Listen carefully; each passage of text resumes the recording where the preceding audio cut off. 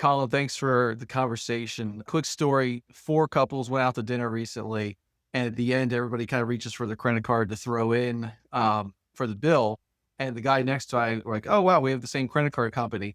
And he goes, "Yeah, you know what? I've never spent a credit card point or the bonus, the, thing." It was interesting, me now we're having this conversation, I'm going, "How many times do you come across that?"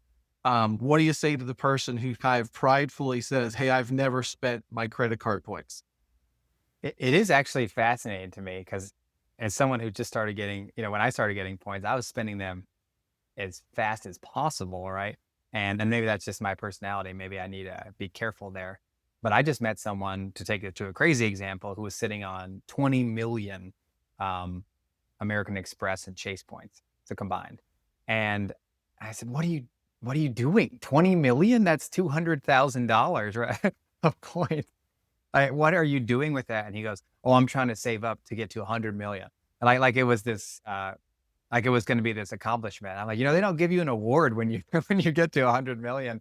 And this is a really high spending business owner. But it's a status thing. It's a, I'm gonna sit on my money or put it under my mattress thing. But really, like, the main thing people need to know is that pointflation is what people call it. I didn't come up with that term, but points lose their value all the time. Stuff that you could do for 50,000 points in 2017, in 2025, it costs 90,000 points. And and if this guy had used his 20 million points in 2017, he'd gotten a lot more value than he will now using them. So what I tell people is earn them and burn them. Like, points are this really cool thing. You can do really cool stuff with them, but you should not shove them under your mattress effectively and hold on to them for 10, 15 years because they lose value. So it's a very common thing though. People love sitting on their points and not spending them. Okay. How do you optimize? Obviously, the non-spender, non-user is highly ineffective, but talk to me about your capabilities, your expertise. What does optimization look like? If you will, the secret sauce that that's part of your process. Yeah, ultimately, yeah, there's a lot of math and there's a lot of fancy stuff you can do. But I like to say, to bring it back, ultimately, optimization is doing the stuff you want to do. If you just love Turks and Caicos and that's the only place you ever want to go for the rest of your life, awesome. That's not me. I want to explore other places. But if that's optimization for you, awesome. And you can use points to get there. There's a bunch of different ways.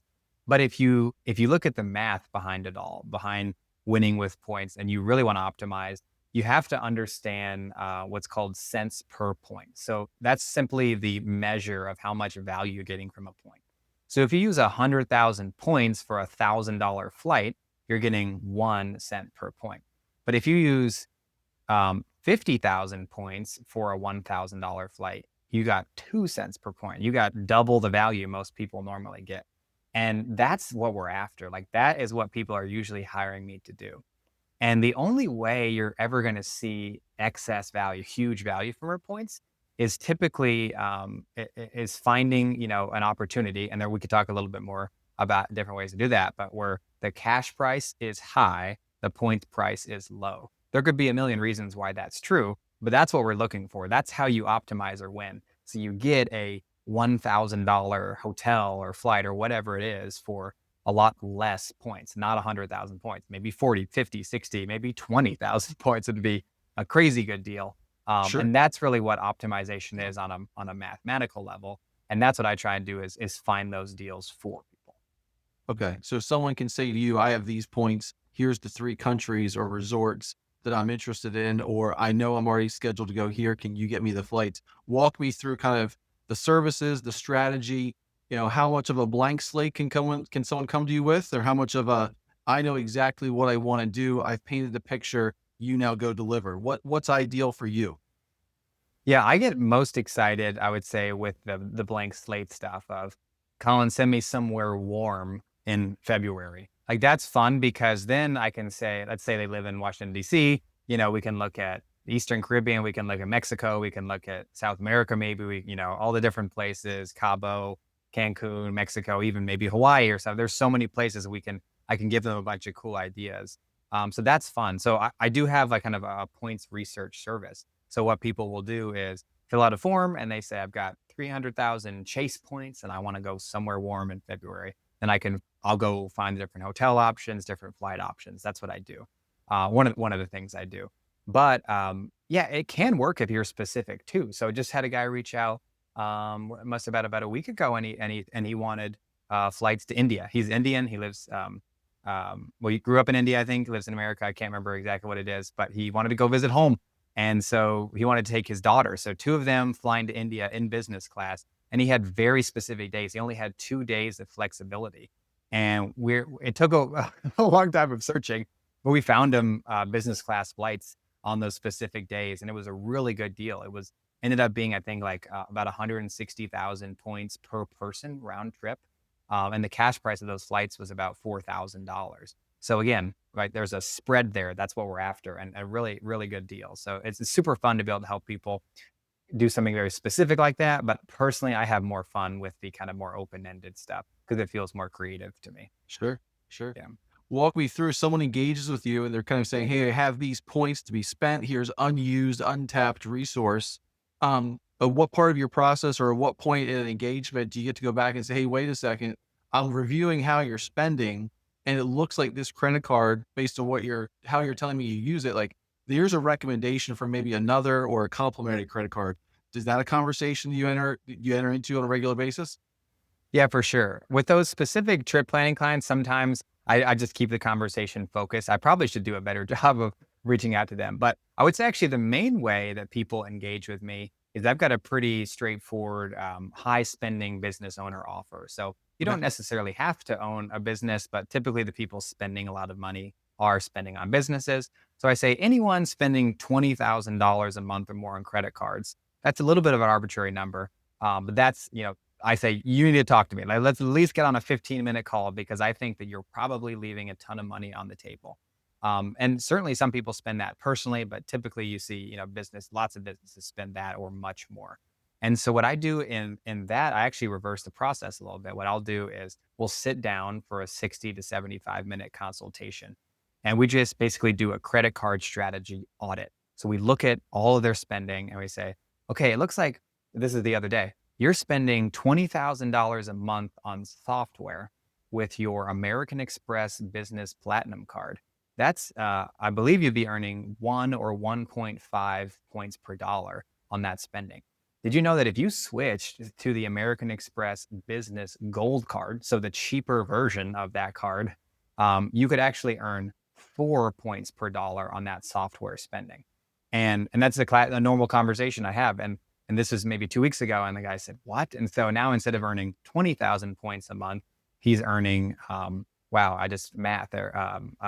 What is that? 80,000 points per month. I like to. So we'll look into that stuff, and we'll try and optimize their credit card spending because people are busy and they're running successful businesses, and they don't take time to think about stuff like this because honestly, it's kind of a small category, but it gets me excited because I can come in and really help somebody. So we'll build together a strategy, and then we talk about the trips. So now you got a new strategy. You're earning way more points every month, every year, whatever it is. And then now that they have an optimized strategy, they can come to me and I help them with trips. So hopefully by the time they're talking to me about a trip, we already know their strategy is good and they're earning as many points as possible. And part of that business owner package is kind of your next big trip plan for you. So often I'll set them up with a new strategy, help them implement it. And then maybe 4 months later, they reach out, they've got 500,000 points and they say, okay, my family really wants to go to Paris. Would it be possible to maybe fly business class? And I see if I can find them something. And sometimes I can, sometimes it can be challenging and there's not options that work for them, but I do my best to find them really good deals. Good. I love it. If you can go back a second or two and just what's the impetus for the aha moment of saying, "Hey, wait a second. I had this experience. I think other people," or were you always in service of other people? Like, what was the aha moment for, "I think I have a business. I think people need more of what I'm able to offer." Just curious about how the business started. Yeah, I started this business very casually. I had graduated college and was not making much money at all, and wanted to take my family on a trip. I was married, and we had probably 4 month old at the time. And I was like, I think we should go on a family vacation. This sounds like something people do, And I'd had some pretty amazing trips growing up. mostly provided for by my parents. And I started looking into, what it would cost to do some things that I thought were more normal. And I was like, wow, I don't think I can afford that for my entire life. And I was brand new out of college, not making really any money. And so I actually booked an Airbnb in like rural Ohio. So it was this on somebody's property. And I thought this will be a good vacation. And then I looked at it and it didn't even look that safe or that nice. And so we just canceled it. I said, that doesn't even look fun at all. And I just was kind of frustrated and angry. And there was even a little bit of existential. How am I going to take my family on trips? This is something I like thought I would be doing or could do. And then I kind of got into the rabbit hole as you start Googling stuff. You learn about points. And I thought I had heard about points, but I kind of thought it was silly and it was a scam. But I started doing it and I learned it for myself and ended up, a few months later, I had round trip tickets booked to Italy, to Rome, totally covered by points. And so I had really drank the Kool-Aid of the points thing. And I still didn't have the business idea then. Cause then what happened though is as I was getting more into points and reading the blogs and listening to podcasts and all that, I started talking to my parents more about it, and I realized they're small business owners, and Great. they were spending $40,000 a month on their local bank cashback 1% credit card, and I really had no idea my parents were spending that much. I never asked. Right, it's their business. We didn't really talk too much about it, and I was like, wait a minute, you're spending that much, and you're getting 1%. You could get 2% or 2x points per dollar, even more than that if you wanted. And then there's all these cool ways you can use your points. I've been learning about, like, I've been reading blogs about this all day, Dad, when I'm supposed to be working. So I was telling them about that. And so they were really my first client, just only a few months after I got into this stuff. And I spent many, many, many hours, way more than I ever spend on the clients now, because I just didn't really know that much Yeah. then. And I put together a new strategy for them. I even worked with their CFO to kind of implement the new strategy because she was confused and she didn't know much about points. And yeah, my parents have, gone on some amazing trips since then. That was about, 2.5 years ago, and they double or even triple the amount of points they were earning. And immediately had opportunities to book trips and got some awesome things for them. And it kind of blew my mind because I was like, wait a minute, this is something here. There's got to be other people like my parents. And so that's what started really the business is starting to think, okay, wait a minute. There's so many people spending so much money on credit cards I didn't even realize. And I've never even heard of someone who goes in and is like a consultant for that person.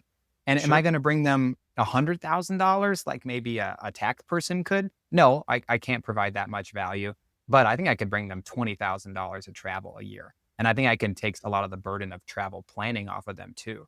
And so, and that was kind of the beginning of my business, and started posting on LinkedIn and sharing, and that's kind of how I got to where I am today. It's just leaning into my parents, and I joke, like, every time I get away from my parents, like solving my parents' problems, my business is going the wrong direction. Like, still to this day, it's just like, what would my dad say about this? Because Yeah. he's kind of like my perfect client.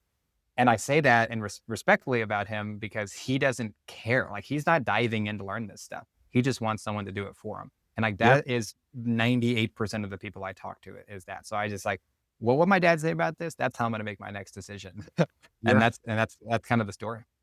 It's interesting in our lane, so many clients talk about wanting to do remodels. It's something Mm, that a lot of families kind of aspire to or think about, kind of stays in the brain yeah. very long. The other is travel. And then you Yeah. kind of, in our planning process or in just the communication over years, you start being like, hey, you've been talking about more travel. Like, why aren't you? Like, you have the means and the resources. And for so many people, from our point of view, it is because that implementation of picking, that one resort on that one flight on that one day and figure out who can or can't make it, right? This idea of like joy, fun, memory building, the barrier is so high as far as the details that it takes. Is there trust? Is there going to be credit card fraud? Is the picture, that they have on their website actually going to be the Yeah. experience? So, removing those barriers, I completely get as far as why busy people with resources, kind of having this underutilized resource, kind of like need someone like you to say, hey, go implement. I'm going to point you in the right direction of warm or ski or family Yeah. resort, whatever it is. Can you go implement and get back to us? That's great. Yeah, it's interesting of as much as I'm helping on a technical side and finding deals, sometimes there's an emotional side of it of just being, sometimes paying someone to help you with travel is the thing that actually makes you get out the door, Yeah. and travel, that's never a service I'm offering of like emotional support to help you actually book something, but it does seem to work as people say, I haven't taken a trip in 4 years because I'm too busy at work. And after talking to me, that seems to be a catalyst to actually book something. So that's kind of a weird side effect of my work. And it's really cool because I really believe in that. I think it can really help people to just get away and go. So it's Yeah. cool I to see mean, that. I always get worried because so many families talk about the wish list or, the Hollywood, bucket list of like things they want to do. And then you're starting getting to what age you're going, okay, wait a second, or do you have the health, right? Yes, you have the money, the resources, the time to do it, but do you have the health? Yeah. Or do you have the family relationships where the kids and the grandkids, still want to travel with you, but, club soccer season is never going to end. So you're never going to get the family vacation. So to be able to Yeah. identify, hey, here's where we want to go and say, can you give me one, two, three options for how I find the red easy button? And you and your process will be able to get it done for me. That makes a ton of sense.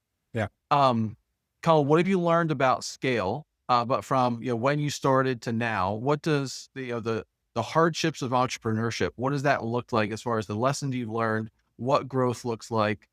Just curious, what have you learned in your journey?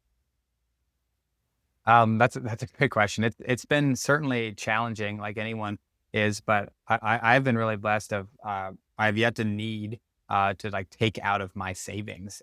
Like I have made enough money every month to at least just cover our life, and that just feel like I know I've heard these stories of business owners not even taking a salary for 3 years. I don't quite understand how that even worked. Like where does that money come from? But anyway, I've been yeah. So I'm really thankful that that's been, there, but, it just requires an enormous amount of work and belief and effort, and really that's been mostly manifested through LinkedIn. So, like, I found that showing up on there daily has been the number one way to drive my business, to the point where almost it's almost distracting from current client work.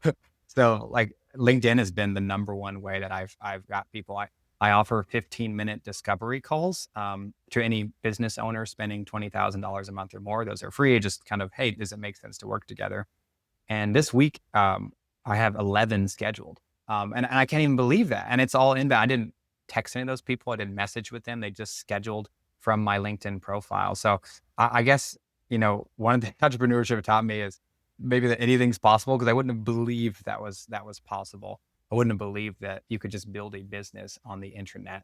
But you can. And so it's been pretty amazing to see that, like, at the end of the day, people have so many problems and they're so willing to pay to have them fixed. And it doesn't even matter if, like, I just talked to a guy who does salt delivery for like water purifiers, or right, or and people hate filling up. You hate doing the salt thing, right? It's so annoying to like go to the gas station, get salt, and people hate, fixing their plumbing. And I, the more I think about that, like, people hate trying to find a deal with credit card points because it's so annoying. Or Hmm. people hate trying to comb through the 17 offers they've gotten from Amex in the mail recently, and it all seems like a scam. And so I can just come in and say, hey, let me just tell you what to do. I study this stuff all day. And Yeah. so it has totally transformed my idea of work, and kind of what's possible. So it's just been very, very fun, and I'm very thankful. So Yeah. that kind of answers that. Yes. What do you know about points that the common American, the common credit card user like me, and like all the families we serve, what don't they know that you wish they knew? And I'll maybe start with two questions. What happens to points when a credit card's closed? What happens to points when a credit card has fraudulent activity and you have to shut it down and get the next one? I think we've all had that situation. What happens to credit card points at divorce, at death? Like, walk us through maybe some of those situations that unfold in real life, and then just tell us more about, like, is there anything you know about points that you wish the common Joe and Sally knew? So there's a million things I think that people don't know about points, but I would say the main one in terms of the travel points thing that people don't understand. A lot of people know they can do it, but they don't understand the value is this whole concept of transferring points. And so someone listening might roll their eyes and say, "Oh, I've heard that before. I just don't get it. And that seems like a scam. And I saw an Instagram reel about it, but I don't get it." But here's the very basics. All of the major banks, Chase, Wells Fargo, Citi, American Express, Capital One, you earn points on their credit cards. You earn Capital One miles or Chase Ultimate Rewards. You can redeem those points really in two main ways. You can go through their travel portal, which is fine. Your points have about a 1 cent per point value. They're worth about a penny. Or all those different banks offer airline and hotel transfer partners. And for whatever reason, some of those airline and hotel transfer partners offer kind of shockingly good pricing. Sometimes it's shockingly bad, but sometimes it's shockingly good. So, an example, I went to the Park Hyatt St. Kitts in the Caribbean in St. Kitts in February of this past year. The hotel price was $1,500 a night, but it was only 30,000 World of Hyatt points. So when you hear 30,000, think $300 worth of points for a $1,500 a night hotel. So so that's possible, right? I did it. I've actually had other redemptions like that. If that's possible, well, that changes everything because now we've blown cash back out of the water. The return we're getting on our points there is crazy. But what people get is they're like, well, I don't have a Hyatt credit card. So how could I book that Hyatt hotel? Well, Chase, which tons of people have Chase cards, Chase Bank allows you to transfer points from Chase credit cards to World of Hyatt.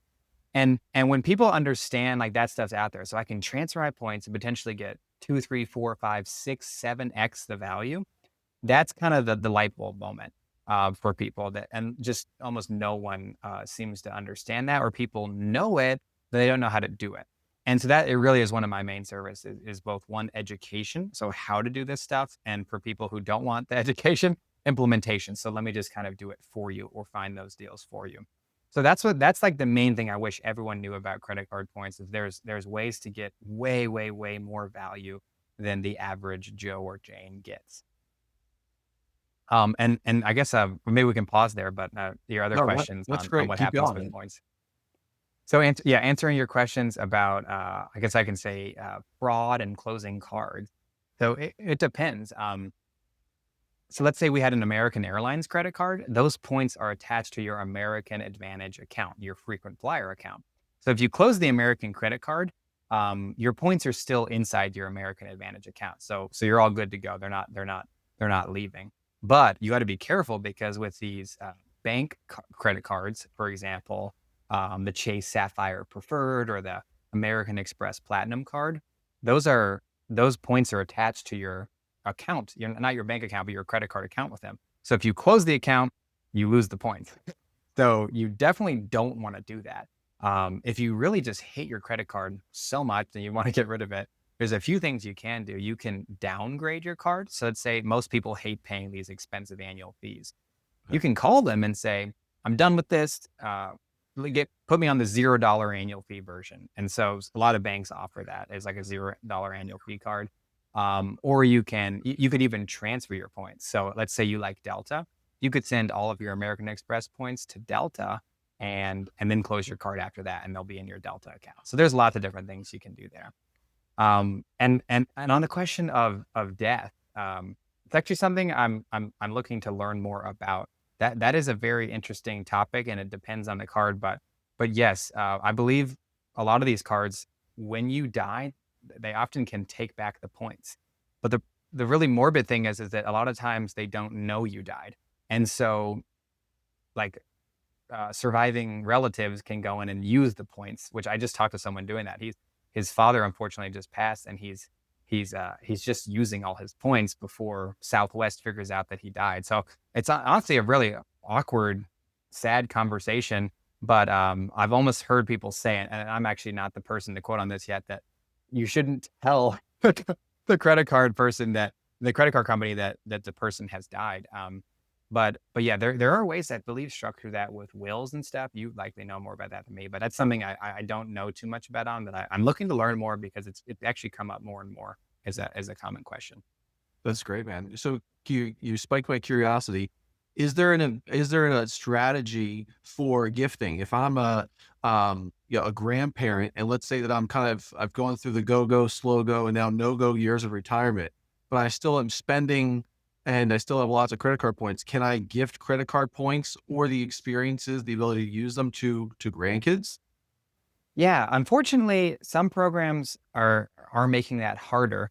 It really is very program by program specific. That's a very Googleable question for Okay. anyone listening. Of just like how to share points. So, for example, United is pretty good with family pooling. They let you pool points as a family. So in that sense, you can basically gift points into a family pool. Capital One is you can send as many points as you want to anyone in the world who has a Capital One credit card. So if we both had cards, you could literally send points to me. We're not related, but it doesn't matter. You can just send points. American Express is really tight. You can't even send points to your spouse with American Express. So it's just really odd. Some of the different banks have different rules.